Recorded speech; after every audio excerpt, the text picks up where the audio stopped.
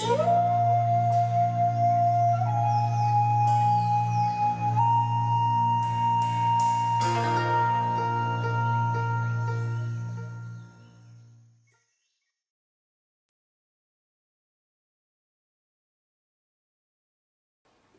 bien maintenant je vous accueille dans la rubrique Bali de cette émission.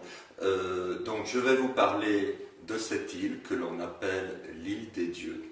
Et en quoi cette île a-t-elle pu nourrir ma vie intérieure?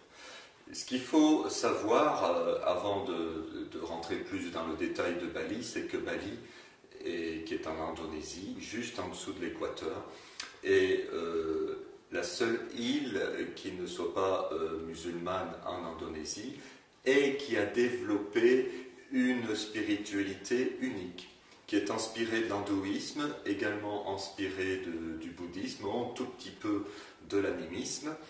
Et ce qui est de très intéressant dans la spiritualité balinaise, c'est qu'elle est collective. Et ça, vous voyez, ça me parle beaucoup. C'est-à-dire que nous ne sommes pas seuls, isolés chez soi, à méditer sur son zafu, c'est très très bien, mais à Bali, les méditations, les rituels, les offrandes se font tous en groupe avec la famille, avec les voisins, avec le village, éventuellement avec une région, et de temps en temps, toute l'île se réunit pour faire des rituels. C'est très rare, mais ça se produit à peu près une fois par siècle. À Bali, il y a toujours la dimension spirituelle qui est au premier plan, quelle que soit l'activité. Et donc, nous sommes toujours dans un processus qui est un processus qui est premièrement les offrandes, deuxièmement la purification et les bénédictions, et troisièmement cela peut être la guérison avec la rencontre avec des grands prêtres. Offrande, purification, bénédiction et guérison. Alors, je vais vous raconter une anecdote que j'ai vécue dans cette île. Il faut savoir que Bali, c'est à peu près 120 km sur 80 et qu'il y a plus de 10 000 temples sur cette île.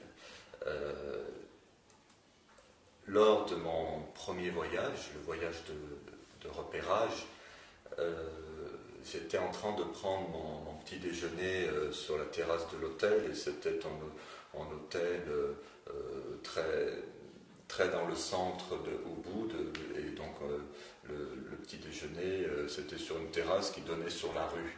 Et là j'ai vu un chauffeur de taxi arriver et se préparer pour sa journée. Il est rentré dans un processus qui a duré à peu près une demi-heure. C'est-à-dire qu'il a commencé par nettoyer son véhicule physiquement, à l'extérieur, à l'intérieur, et il s'est plutôt bien appliqué.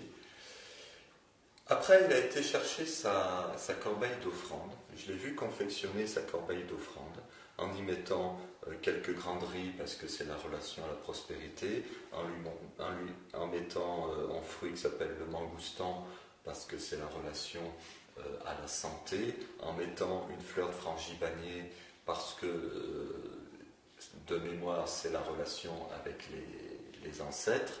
Et il a confectionné toute son offrande, il a mis son bâton d'encens, il l'a posé sur le capot de la voiture et il a fait ses prières, ses invocations et la récitation de ses mantras. Tout cela a duré à peu près une demi-heure. Et après, il est parti à la recherche de ses clients. Et après, je me suis rendu compte que tous les Balinais commençaient leur journée comme ça. À l'hôtel, les femmes de ménage, le personnel des jardins, tout le monde commence sa journée par des offrandes. Et ça, c'est quelque chose qui m'a profondément marqué, en ce sens que la relation au divin, dans la compréhension balinaise, se fait sur le principe terima kassi. Terima, je donne, kassi, je reçois. Terima kassi. Quelqu'un vous fait plaisir à Bali, vous lui dites terima kassi, tu m'as donné, j'ai reçu, gratitude. Et cela m'a aidé à positionner ma vie spirituelle dans la gratitude et dans la reconnaissance. Je trouve qu'il y a dans l'itinéraire spirituel d'aujourd'hui, j'entends souvent beaucoup de demandes. Ah, je voudrais travail, compagnon, compagne, une harmonisation de ceci, cela. C'est juste, c'est juste. Pourtant, quel bonheur nous avons de sentir la vie en nous. Et je trouve que pour moi, et c'est un peu ma philosophie de vie, c'est d'être dans cette reconnaissance du divin qui est là et dont il ne m'appartient qu'à moi de savourer, de m'imprégner. Et encore une fois, je le répète, de me connecter à ce qui va bien dans nos vies. Parce que nos vies vont bien. Et ça, c'est ma conviction profonde. Et c'est une conviction à laquelle j'invite le plus grand nombre possible de personnes.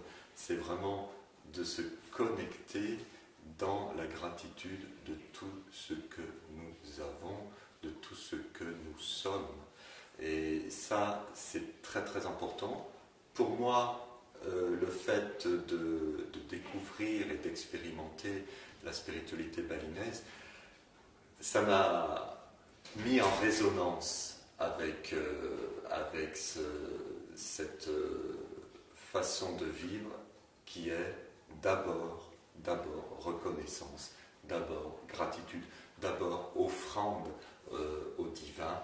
Et dans ma vie de tous les jours, c'est important soit de déposer une fleur devant mon Bouddha, soit d'émettre une vibration du cœur dans le cadre dans lequel je vis pour la gratitude, et de commencer mes journées par cette vibration-là.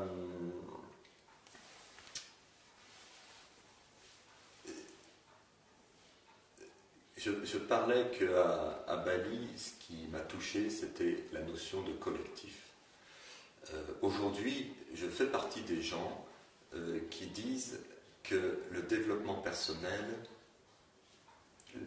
les techniques de développement personnel, le monde du développement personnel, est peut-être en train de mourir pour laisser la place à un développement relationnel.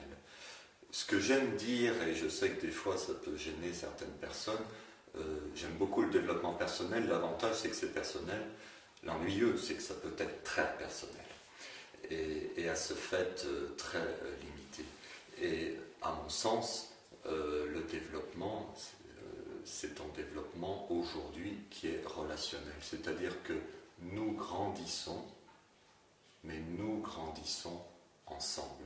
Je crois qu'aujourd'hui, il est de plus en plus difficile de grandir personnellement sans la reliance avec le monde qui nous entoure, la société qui nous entoure, et cela fait que les personnes qui savent le mieux, le plus harmonieusement prendre leur place dans la société, le font quand il s'agit d'impliquer le bien-être, l'éveil de conscience des autres personnes.